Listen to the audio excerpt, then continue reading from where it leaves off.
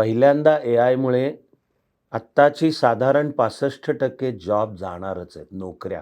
आणि नंतर नवी तितकीच तयार होणार आहेत. पण ते एक म्हणजे त्याच्यात मध्ये काळ जाणार आहे. तो आज जॉब गेलं आणि उद्या तुला नवं मिळालं हे होणार नाहीये. योग्य पद्धतीने केलेला बिझनेस ह्याला मी देशभक्तीच म्हणतो. आणि हे नुसतं भावनिक वाक्य नाहीये. कारण शेवटी उद्योजकता, एंटरप्रेन्योरशिप म्हणजे काय? तर त्याचे 2 डिफायनिंग आहेत सगळ्यात गोष्टी. Creating wealth yes. आणि क्रिएटिंग एम्प्लॉयमेंट Employ. अपॉर्च्युनिटी.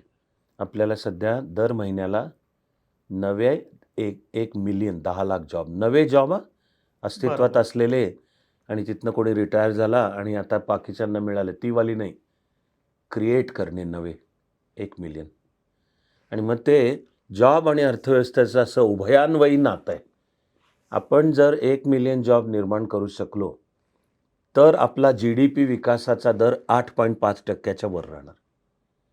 आणि GDP विकासाचा दर 8.5% जर करता आला, तर त्या करण्याच्या प्रक्रियेतनं दर महिन्याला 1 लाख नवे जॉब निर्माण होणार, असं ते उभयान्वयी नातं आहे. आणि मग जर 8.5 आपल्याला करता आला, तर 2047 मध्ये भारत जगातले केवळ टॉप 3 नव्हे, शक्यता आहे की टॉपची बनू शकते.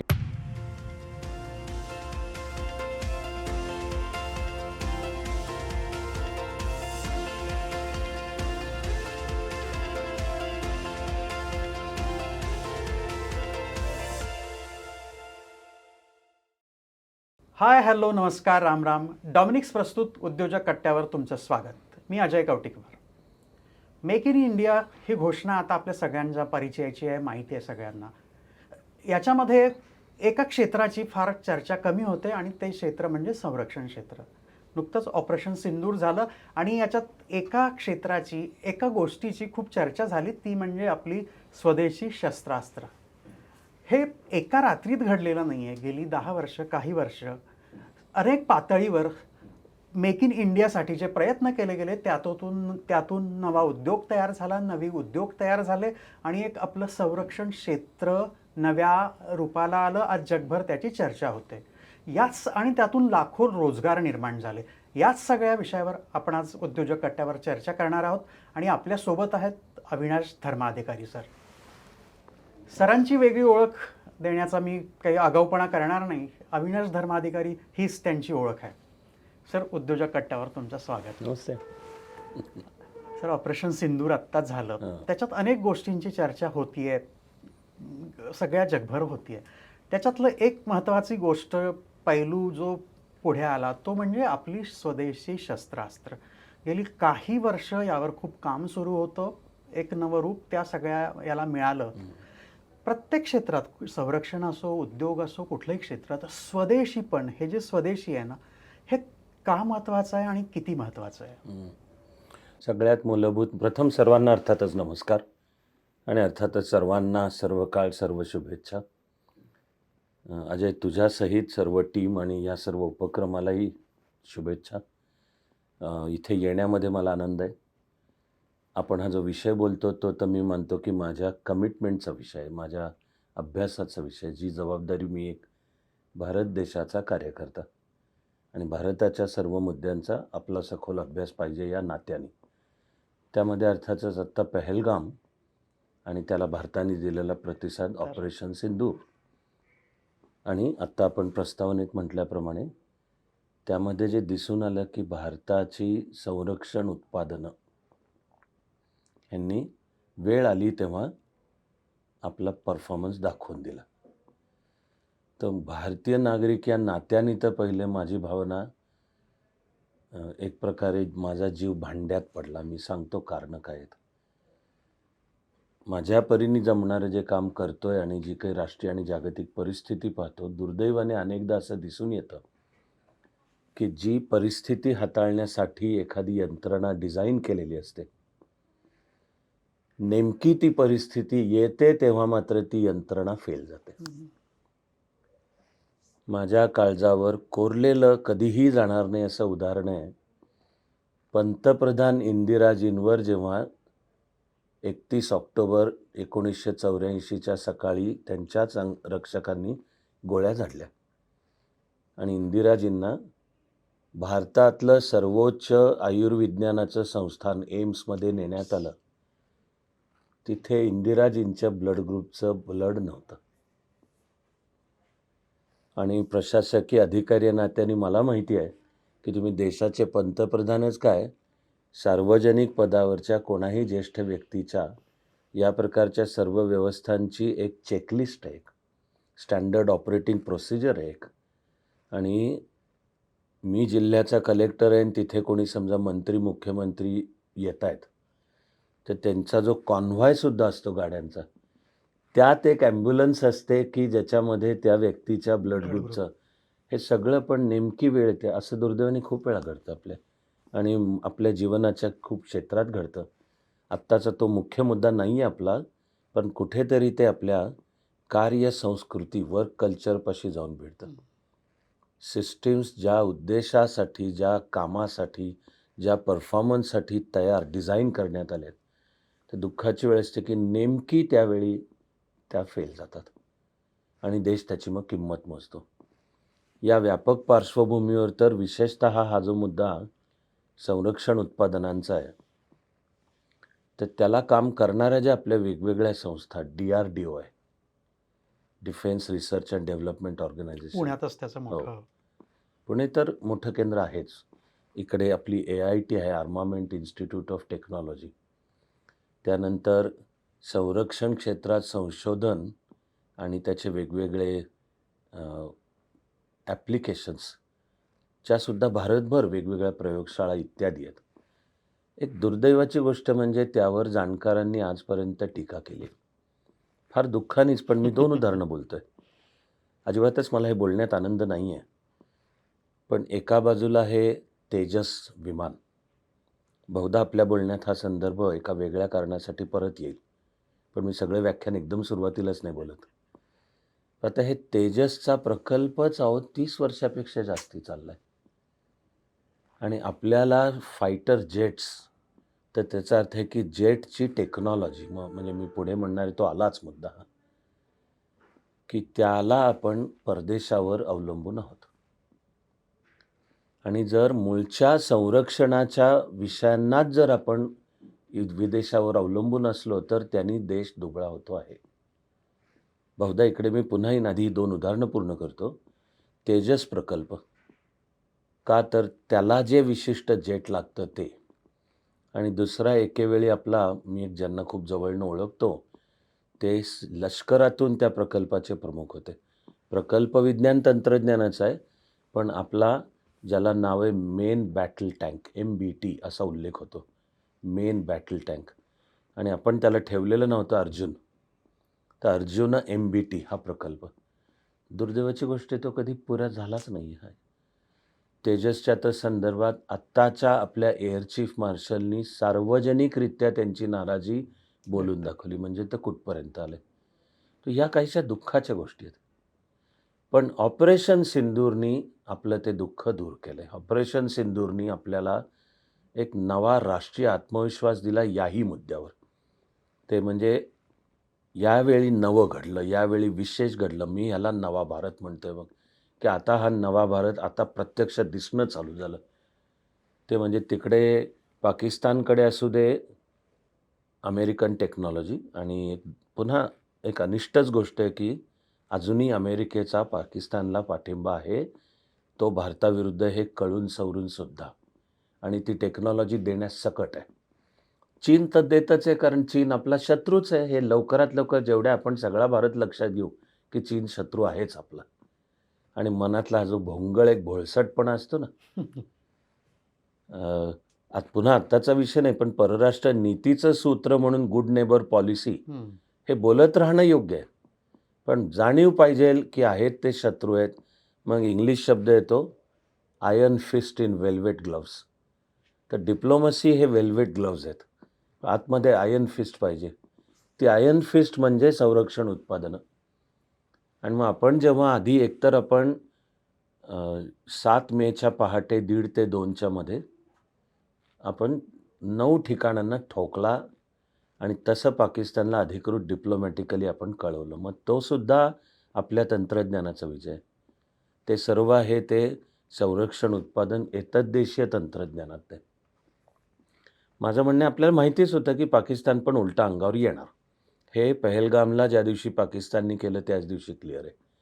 पण माझं यावेळेला दिसून आलं की त्यालाही भारत तयार होता, की पुढच्या चाली काय असतील आणि आधी त्यासाठी तयारच नाही. तेव्हा समजा पाकिस्तानला ही जी अमेरिका असो, चीन असो किंवा आता तुर्की आहे पण, नी ड्रोन पुरवली, तर एकाही ड्रोननी भारताला काय महत्त्वाची क्षती पोचवलेली नाही. एक केवढा मोठा विजय हा.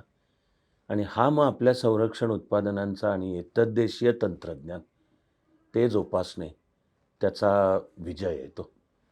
आणि आता परिणाम आता चीनचं जे एक होतं मिसाईल J-17 म्हणून J-17 आपण पाडली आहेत ती.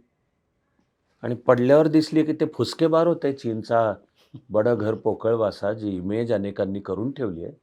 माझं म्हणणे काही जणांनी ती मुद्दाम केली आहे, देशांतर्गत सुद्धा. पण चीन म्हणजे काहीतरी भयंकर फॉर्मिडेबल आणि भारत काय चीनसमोर उभा राहू शकत नाही वगैरे वगैरे. मी तर यांना पंचमस्तंभीय, फिफ्थ कॉलमिस्ट म्हणजे 2.5 फ्रंट वॉरमधला जे 0.5 देशांतर्गत, मी यांची गणना त्यातच करतो.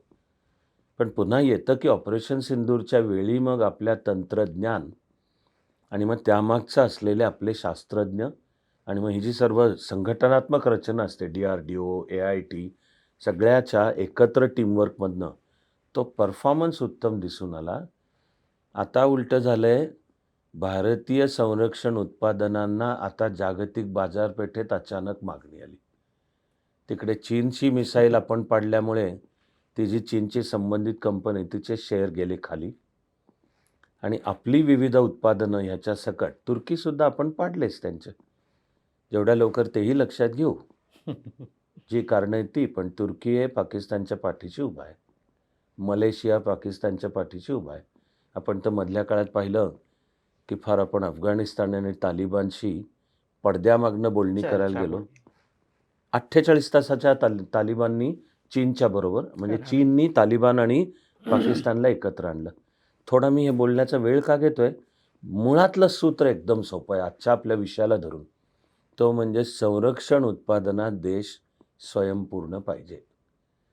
तर हे मला कळलेल्यात हे एक मेक इन इंडिया कार्यक्रम, त्याद्वारे दिलेली देशांतर्गत संरक्षण उत्पादनाला चालना आणि दुसरी जी पंतप्रधान मोदींनी आत्मनिर्भर भारत ही जी एक व्हिजन मांडली, ती मला आजपर्यंत लक्षात आहे, असा सहज बोलतोय तरी 12 मे 2020 आहे तारीख.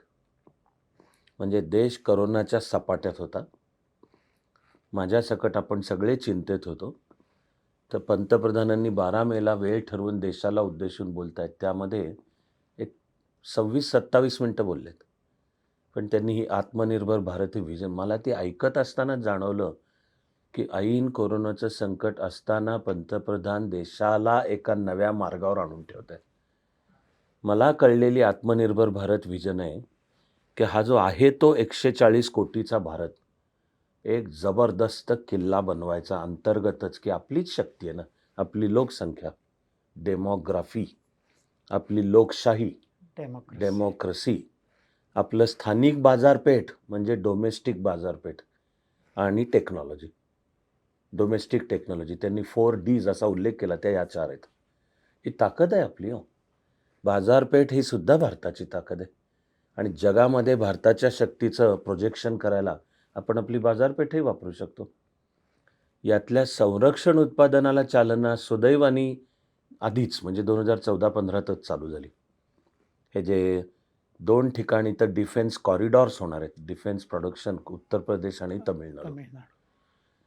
आणि भारताचं संरक्षण करण्याच्या कोणत्याही मुद्द्याला आपण विदेशावर अवलंबून राहता कामा नये. मी एक फार महत्त्वाचं उदाहरण बोलतो आणि आपण संवाद चालू ठेवू.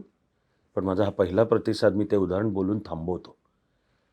1999 मध्ये जेव्हा आपल्याला मे महिन्यात आधी कळलं की पाकिस्ताननी घुसखोरी करून द्रास कारगिल सेक्टरमधली सगळी शिखरं बळकावली आहेत आणि त्याच्यावर एकदम सिमेंट आणि स्टील वापरूनचे बंकर्स तयार केलेत.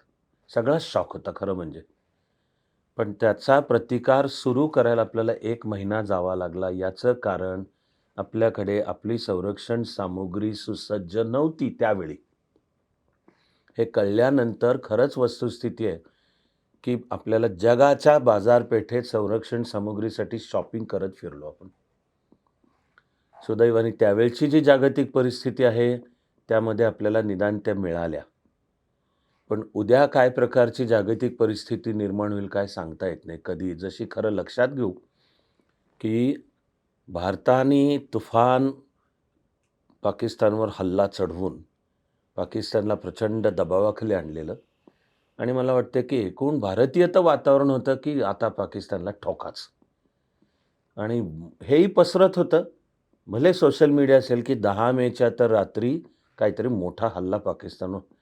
अचानक संध्याकाळी 5ला सीजफायर. आता सीजफायरची आजपर्यंत उलटसुलट चर्चा चालू आहे.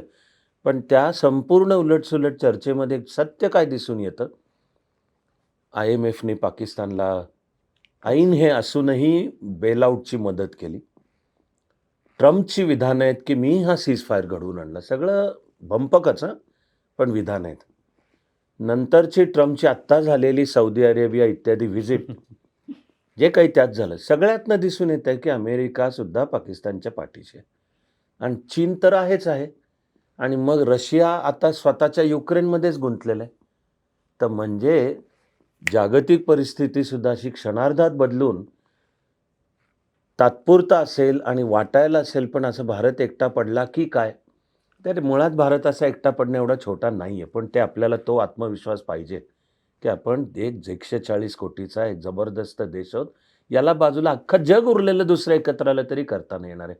पण इथला मुद्दा आहे, की जर जागतिक राजकीय परिस्थिती अशी उद्भवली आणि आपल्याला जर जगाच्या बाजारपेठेत जायची वेळ आली, की आता आमच्या देशाच्या संरक्षणासाठी आम्हाला ह्या तोफगोळे असो म्हणजे ॲम्युनिशन, दारुगोळा असो किंवा हार्डवेअर म्हणजे नाही चालणार आहे आपल्याला.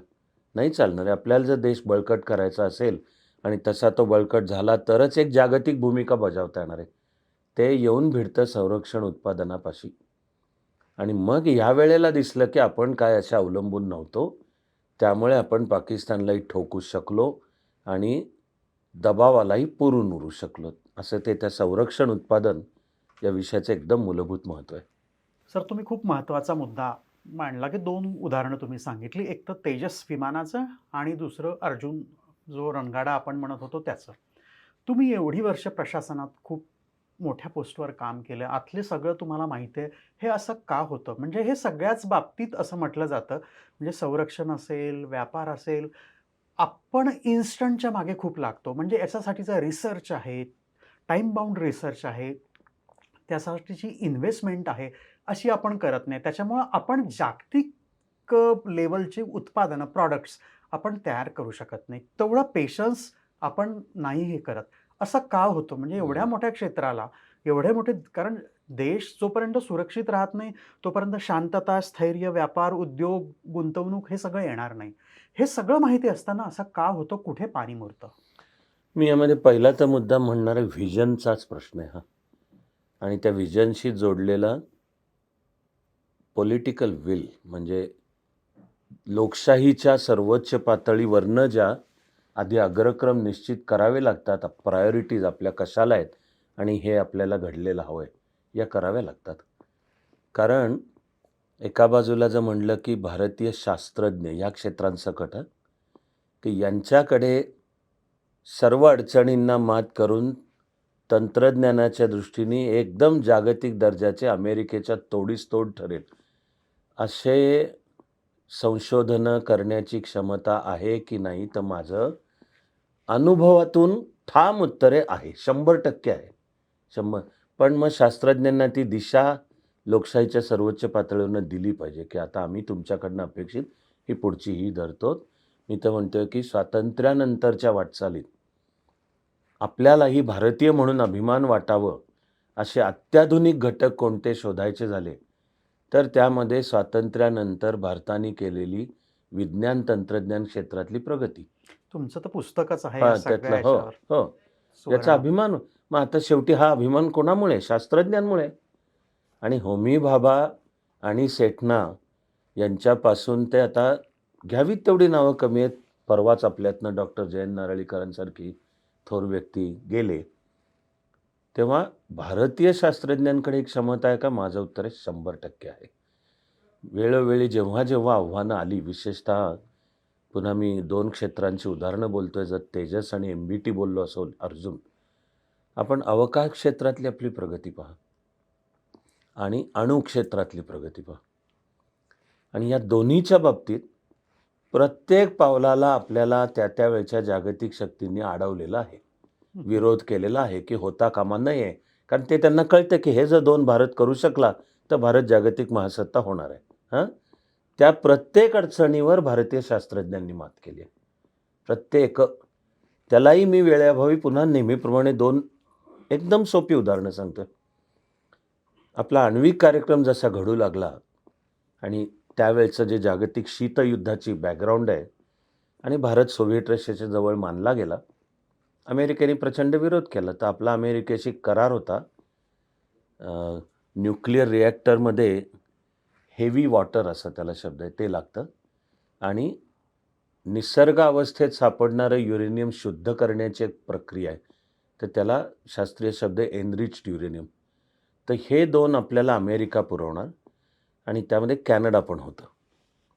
1974ची जी आपण केलेली चाचणी आहे पोखरण 1, त्याला अमेरिकेने काहीही कारण नसताना एकतर्फी हे दोन्ही बंद करून टाकलं. चूक आहे बरं का, हे करार मोडलेले. करारात कुठे असं म्हटलेलं नव्हतं त्या की भारताने चाचणी केली तर आम्ही चाचणी करू नये आणि केली तर आम्ही युरेनियम आणि हेवी वॉटर आम्ही बंद करू, असं नव्हतं म्हटलेलं. पण अमेरिकेने ते बंद केलं. ठीक आहे, हे आव्हान भारतीय शास्त्रज्ञांनी स्वीकारलं आणि दोन्हीचं तंत्रज्ञान इथे एतद्देशीय त्यांनी, इथे मुंबई आपलं BARC त्यांनी गौरवास्पद त्यांनी, आणि अशी मी अणुक्षेत्रातली खूप देऊ शकेन उदाहरणं. दुसरं अवकाश क्षेत्राचं बोलतोय, 2च बोलायची आणि वेळेची मर्यादा सांभाळायची म्हणून. हे जे रॉकेट्स अवकाशात पाठवायची, त्याला एक विशिष्ट प्रकारचं इंधन लागतं.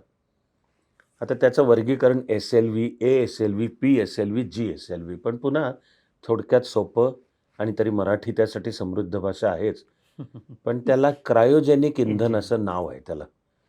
आता ते खूप त्याचे तंत्रशास्त्रीय गुंतागुंत खूप आहे त्याची. पुन्हा परत सगळ्यात गंभीर मुद्दा सांगायचा तर ते अति अति अति अति अति अति शीत पातळीला ते असावं लागतं. शास्त्रीय शब्द आहे ॲब्सोल्यूट झिरोच्या जवळ. ॲब्सोल्यूट झिरो म्हणजे -272 डिग्रीज. तर हे करणे, आणि हे लॅबमध्ये नाही, प्रयोगशाळेत नाही, हे असलेलं इंजिन. तर क्रायोजेनिक टेक्नॉलॉजी होती रशियाकडे. भारत रशिया मैत्रीमुळे ती रशिया भारताला देणार होता. पण 91 साली सोव्हिएट रशियाच कोलमडला. डिसेंबरपर्यंत तर जगाच्या पाठीवर असं काही सोव्हिएट रशिया नावाचं शिल्लकच राहिलं नाही. जो रशिया उरला त्याला प्रचंड आर्थिक प्रश्न होते. रुबल कोसळला होता. तर अमेरिका त्यावेळी रशियावर दबाव आणू शकली की भारतालाही क्रायोजेनिक तंत्रज्ञान देऊ नका. आणि भारत रशिया मैत्री असूनही दिलगिरीपूर्वक पण रशियाने क्षमस्व म्हटलं की आम्हाला इलाजच नाही आमच्या आहे. तर पुन्हा ते तंत्रज्ञान भारतीय शास्त्रज्ञांनी केलं. माझ्या म्हणण्याचा अर्थ आहे की देशाच्या सर्वोच्च वरिष्ठ राजकीय नेतृत्वाने जर एकदा ग्रीन सिग्नल दिला, अग्रक्रम क्लिअर केले, आणि अर्थात त्यानुसारची बजेट, म्हणजे ती शेवटी बाकी सोंग सगळ्याची आणता येतात, पैशाचं आणता येत नाही, पण आवश्यक ते फंडिंग पण आपण पुरवू, हे जर केलं तर मला 100% खात्री की भारतीय शास्त्रज्ञ पण त्या योग्यतेचे आहेत. आणि मग दुसरा आत्ता आपला मुद्दा होता टेक्नॉलॉजी. तर आपण नाही का करू शकत, आपण वर्ल्ड क्लास टेक्नॉलॉजी नाही का करू शकत? तर ॲक्च्युली ऑपरेशन सिंदूरमध्ये केलं की हो सिद्ध, की उलट ही वर्ल्ड क्लास टेक्नॉलॉजी ही प्रसंगी आता एक कन्फर्म न झालेली पण तज्ज्ञांचं स्ट्रॉंगली म्हणणं आहे की हे घडलं आहे. ते म्हणजे जे किराणा आणि नूर खान, आणि तरी काही जण बोलतात आणखी 2 ठिकाणं की जिथे भूमिगत पाकिस्ताननी अण्वस्त्रांचा साठा ठेवला होता. आता तो सुद्धा अशी अण्वस्त्र सगळी तयार असतात आणि बटन दाबलं की सुटतील असं नॉर्मल नसतं. आपलं आहे बरं का, हे सांगतोय मी. याला शास्त्रीय शब्द आहे कॅनिस्टराइज्ड म्हणतात त्याला. तर कॅनिस्टर म्हणजे असा पाईप आणि आतमध्ये न्यूक्लिअर मिसाईल आहे आणि ती तयार आहेत. आणि एकदा जर निर्णय आला तर प्रश्न आता फक्त बटन दाबायचं की ते कॅनिस्टर्स अशी वर येतात आणि त्यातनं मिसाईल सुटेल. पण नॉर्मली ती ठेवली जातात अशी विखरून, कारण नाही तर अपघाताची शक्यता, आणि तो भीषण आहे मग.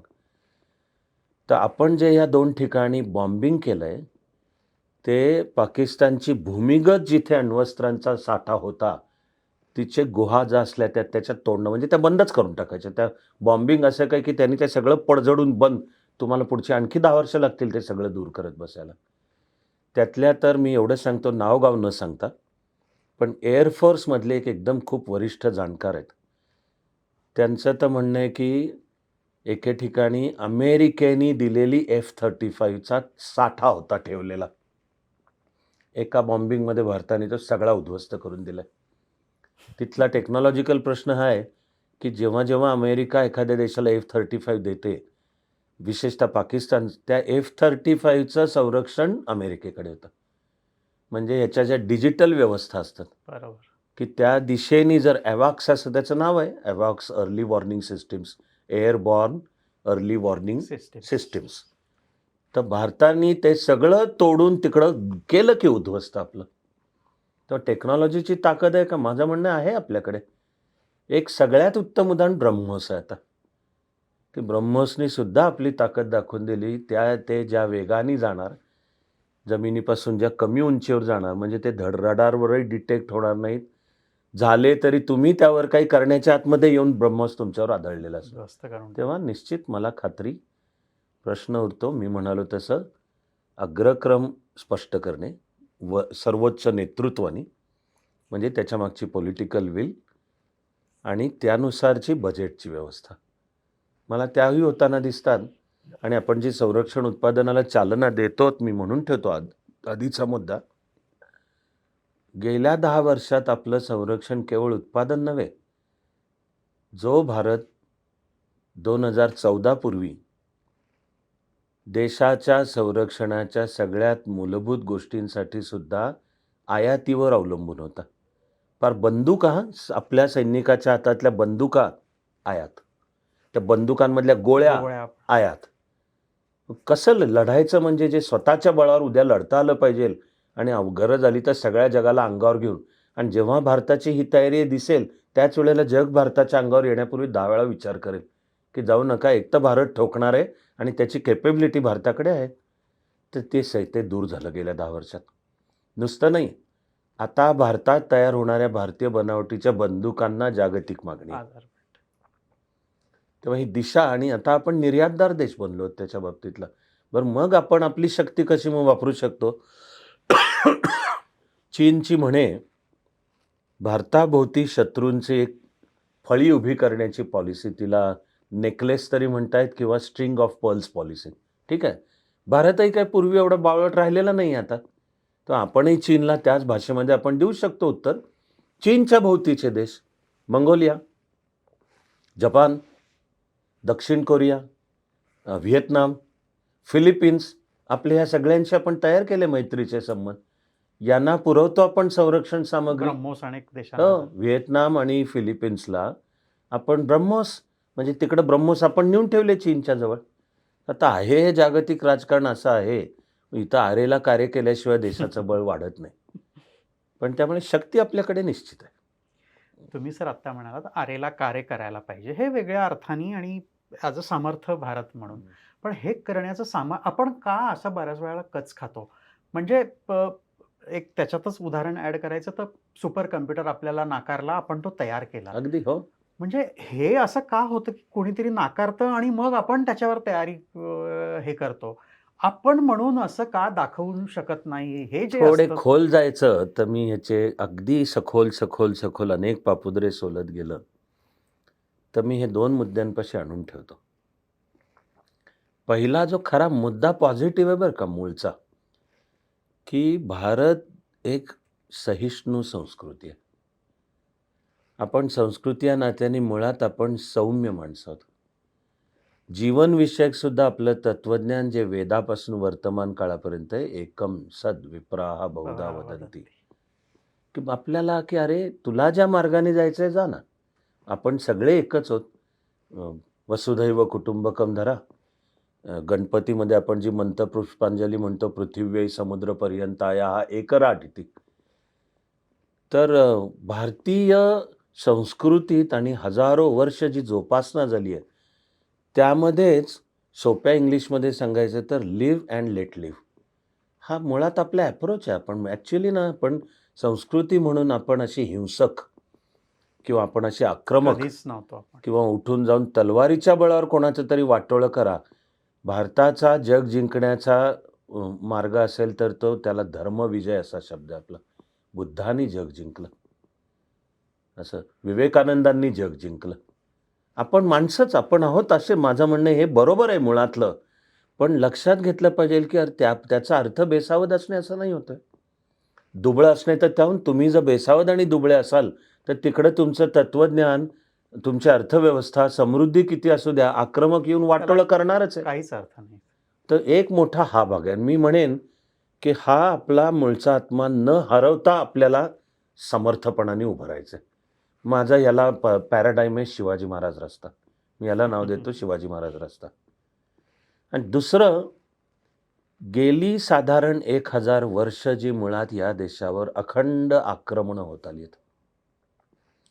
1000 वर्षापूर्वीच्या केव्हा तरी काळात, आणि भारत देश विचार केला तर प्रत्येक प्रदेशात काळ वेगवेगळा आहे.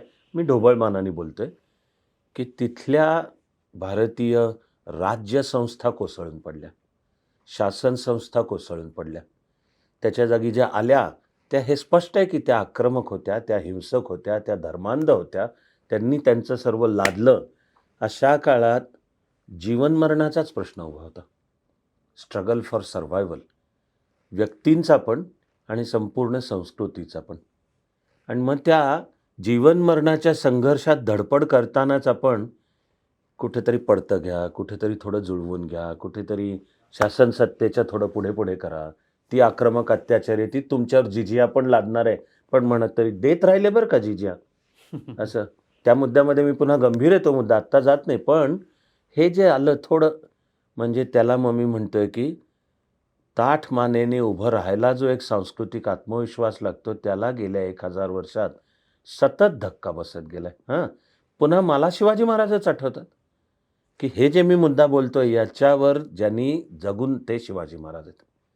तो म्हणजे मग ज्याला मी त्याला भारताच्या इतिहासाचा दैदिप्यमान चॅप्टर म्हणजे मराठ्यांचा इतिहास. बरं, ते शिवाजी महाराजांनी दिलेलं काम कुठेतरी जवळजवळ आपण महाराष्ट्रच पूर्ण करत आणत होता. तेवढ्यात हे इंग्रजांच्या रूपाने नवं उभं राहिलं आणि पुन्हा 150 वर्ष आपल्या नरडीवर त्यांनी थायथायाट केला. आणि जाऊन 75 होऊन गेली असली तरी वर्ष अजून मनातली गुलामी संपलेली नाही. हे जे मनात सगळं हे इथं येतं ते मग की आपला एक सांस्कृतिक आत्मविश्वास आणि सांस्कृतिक आत्मभान कोलमडलेलं आहे.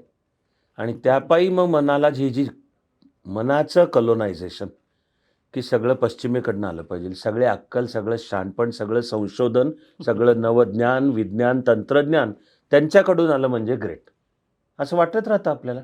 ते इथं येऊन भिडतं. असं ते मी जे मुळात जाऊन उत्तर दिलं ते येताना मग की नाही, अमेरिकन बंदुकाच उत्तम असतात. रशिया यावेळेला S-400नी चांगली सर्व्हिस दिली.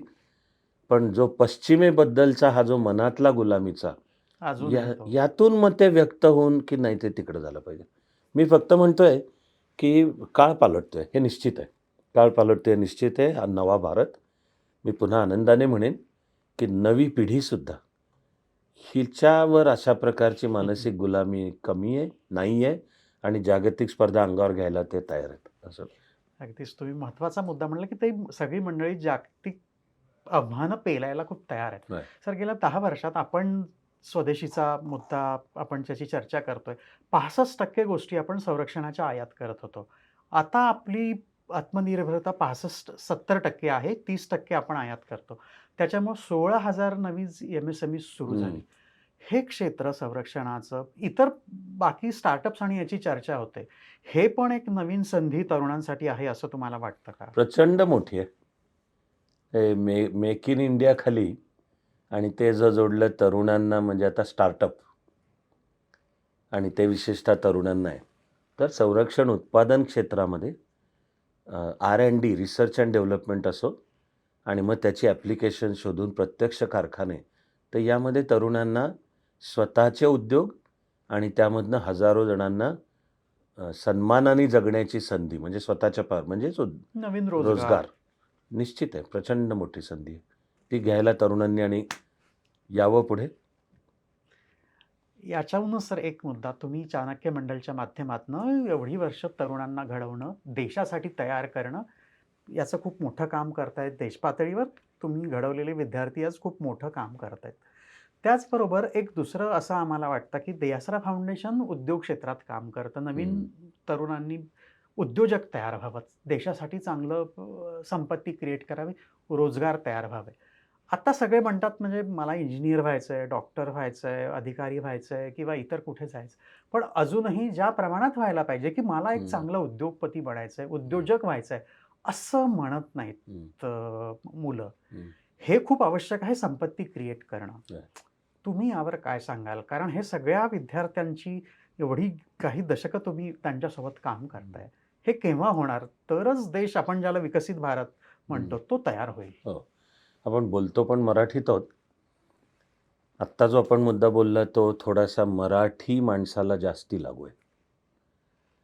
भारत नावाचं जे एक एकात्म वैविध्यपूर्ण तरी एक असलेलं संस्कृती, राष्ट्र, त्याचं वैभवसंपन्न वैविध्य, तर त्यातले काही समाज घटक असे आहेत की जे उद्योगामधले जीनियस आहेत. मारवाडी समाज, जैन समाज, गुजराती समाज, गुजरातीचा. हे उद्योगामधले जीनियस आहेत. माझं म्हणणं आहे मराठी या नात्याने आपण सुद्धा शिकण्याजोग्या गोष्टी खूप आहेत त्याच्यात. मग थोडंसं मराठी माणसाची काहीतरी होऊन अलीकडच्या काळातली दृष्टी होऊन बसली, नोकरी सगळ्यात सुरक्षित. आणि त्यातही तो पुढचा बोलतोय तो केवळ मराठी नाही, ते भारतभर आहे की मग नोकरीमध्ये सुद्धा सगळ्यात सरकारी नोकरी सुरक्षित. आता मीच होतो IAS आणि काम करतोय तेचा साधारण निम्मा भाग स्पर्धा परीक्षा. तरी मी चाणक्य मंडलमध्ये सुद्धा मुलांना उद्योजकतेवर सांगत असतो. चाणक्य मंडलमधला सुद्धा जो फाउंडेशन हे नाव असलेला कोर्स आहे, पहिला सगळ्यात, त्यामध्ये आपण उद्योजकतेची काही हे देतो इनपुट्स. आणि IAS होणं जितकं महत्त्वाचं आहे, किमान तितकंच महत्त्वाचं, सेम इक्वल करतोय मी, नो लेस उद्योजक होणे हे. तर त्यामागे माइंडसेट आहे, त्यामागे एक विचाराची पद्धत आहे. त्याला कुठेतरी मराठी मनाला उद्योग म्हणजे रिस्क वाटते. आणि काय आपल्याला काय माहिती मिळतील का नाही मिळतील. त्यापेक्षा एक नोकरी आहे, डोक्याला जास्त ताप नाही, 10 ते 6 काम करू, ह्याच्यातच कुठेतरी धन्यतेची आहे. पण तरी माझं आत्ताचं आकलन आणि निरीक्षण आहे की हे बदलतं आहे, आत्ता पुन्हा बदलतं आहे. आणि हे मी अजून आधीची एक पिढी इथपासून ते बदलतं आहे. आणि मराठी युवकसुद्धा आता बिझनेसचा विचार करू लागलेला आहे. माझा अनुभव आहे, असा एखादा खुला जरी मेळावा असला, युवकांना बोलवलं आहे, युवक आणि पालक, आणि असं मी त्यांच्याशी सहज गप्पा मारतो की ओके काय करायचं आहे तुम्हाला पुढे. तर मी चाणक्याचं काम सुरू करताना तर मला माझा बिझनेस सेटअप करायचं उत्तर यायचंच नाही. आता येतं ते. आणि आता तरुण मुलांना आत्तापासून क्लॅरिटी असते की मी कम्प्युटर सायन्समध्ये इंजिनिअरिंग करतोय, पण मला कम्प्युटर क्षेत्रातला माझा स्वतःचा बिझनेस. तर ती बिझनेसची जाणीव वाढू लागलेली आहे. मी तर योग्य पद्धतीने केलेला बिझनेस ह्याला मी देशभक्तीच म्हणतो. आणि हे नुसतं भावनिक वाक्य नाही आहे, कारण शेवटी उद्योजकता, एंटरप्रेन्योरशिप म्हणजे काय, तर त्याचे 2 डिफायनिंग आहेत सगळ्यात गोष्टी, क्रिएटिंग वेल्थ आणि क्रिएटिंग एम्प्लॉयमेंट ऑपॉर्च्युनिटी. संपत्ती म्हणजे मूल्यवृद्धी असा अर्थशास्त्रातला शब्द आहे की उद्योजक कोणाला म्हणायचं, तर तू जे करतोयस त्याच्यात तू मूल्यवृद्धी करतोयस आणि तू रोजगाराच्या संधी निर्माण करतोयस. या अर्थाने तर माझं म्हणणं आहे सगळ्यांनीच उद्योजक व्हायला पाहिजे. हे जर 2 अर्थ लक्षात ठेवले तर माझं म्हणणं आहे शिक्षक पण उद्योजक पाहिजे, पत्रकार पण उद्योजक पाहिजे, आणि मग नव्या पिढीने तर कुठल्या तरी नोकरीकडे बघण्यापेक्षा उद्योगाकडे दिलं पाहिजे. मी थोडे आणखी भर घालतो आपणहून. इनफॅक्ट जे अर्थव्यवस्थेत बदल होत आहेत आता, आणि ते येत्या 6 वर्षांमध्ये तर आणखी प्रचंड होणार आहेत. त्यातला सगळ्यात महत्त्वाचा मुद्दा AI. पहिल्यांदा AIमुळे आत्ताची साधारण 65% जॉब जाणारच आहेत, नोकऱ्या, की त्या आता कालबाह्य ठरणार आहेत AI मुळे. त्या क्लेरिकल आणि अशा गोष्टी अशा म्हणजे जी रिपिटेटिव्ह जॉब्स Yes, आहेत yes. किंवा स्टँडर्ड जॉब्स आहेत अनेक तऱ्हांची ती जाणार आहेत आणि नंतर नवी तितकीच तयार होणार आहेत. पण ते एक म्हणजे त्याच्यात मध्ये काळ जाणार आहे. तो आज जॉब गेलं आणि उद्या तुला नवं मिळालं हे होणार नाही आहे. तो अपेक्षित कालावधी जाणकारांना 6 वर्षांचा आहे. जॉब जाणे आणि AIमुळेच नवी जॉब्स निर्माण होणे ह्याच्यामध्ये एक अंतर आहे. तो कालखंड मग वेदनादायी ठरू दायी शकतो. पण दुसरं, अरे ती नवी होणार आहेत निर्माण, पण ती तुला तुझ्याकडे आत्ता जे कुशलता आहे, त्यांनी ते तुला करता येणार नाही आहे. तुझ्याकडे ती AIची कुशलता असावी लागणार आहे. मग हे शिक्षणात येतं, हे संस्कारात येतं, हे प्रत्येक युवकांनी याचं भान ठेवण्यामध्ये येतं.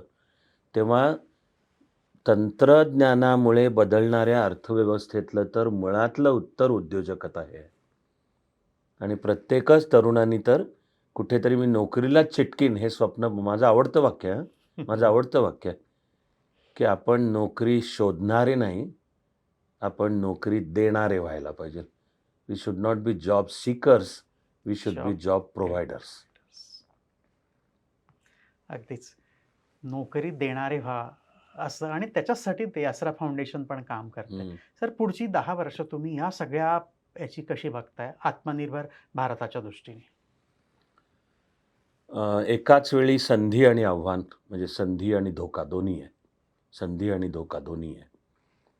जो सुप्रसिद्ध डेमोग्राफिक डिव्हिडंड बोलला जातो. बरोबर. त्याच्यात आपण प्रवेश केला आहे. आणि भारताचा तो काळ साधारण 2047 पर्यंत टिकणार आहे. या काळातलं नंबर 1 मी ठेवतोय. आत्ताच्या मुद्द्याच्या संदर्भात युवकांना रोजगाराच्या संधी हे मी नंबर 1 वर ठेवतो. आणि ते आव्हान प्रचंड मोठं आहे.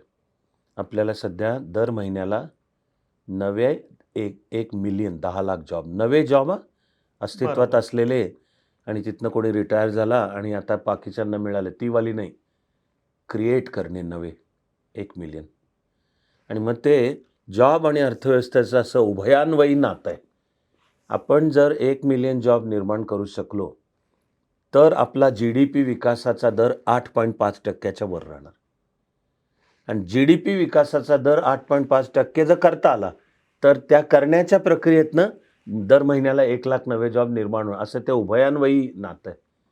आणि मग जर 8.5 आपल्याला करता आला, तर 2047 भारत जगातले केवळ टॉप 3 नव्हे, शक्यता आहे की टॉपची बनू शकते. हे मी नाही म्हणतोय, हे जेफ्री सॅक्स म्हणतो, वॉरन बफे म्हणतो, डॅव्हॉसला जे वर्ल्ड इकॉनॉमिक फोरम भेटतं, ते जागतिक पुढच्या वाटचालीचा तेही म्हणतात, की बाय टू क्षमता आहे. उलट-सुलट रिपोर्ट आहेत मला नीट भान आहे. मी पुन्हा माझ्या जबाबदारीचा भाग म्हणूनच सांगतो, की मला नीट भान आहे, की काही रिपोर्ट्स म्हणतायत, की हो 2047 पर्यंत भारत जगातल्या टॉप 3 अर्थव्यवस्थेतली होईल GDPनुसार.